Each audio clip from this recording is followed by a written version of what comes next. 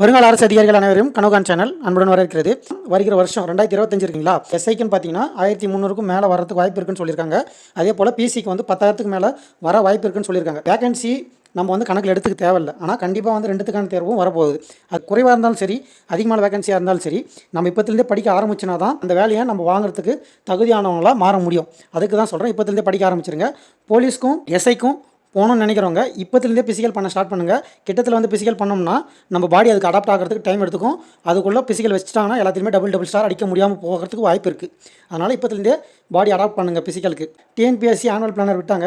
அதில் வந்து group 1, group 2, group 4 எல்லா எக்ஸாமே கண்டக்ட் பண்ணுறாங்க. நோட்டிஃபிகேஷன் வந்ததுக்கப்புறம் படிக்கலாம்னு நினச்சிங்கன்னா இப்போ இருக்கிற காம்படிஷனில் நம்மளால் ப்ளேஸ் பண்ணுறதுக்கு கஷ்டம்.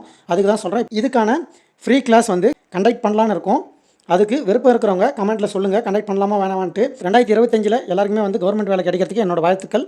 மீண்டும் அடுத்த வீடியோவில் சந்திப்போம். இப்படிக்கு கனவு காஞ்சிவா. நன்றி, வணக்கம்.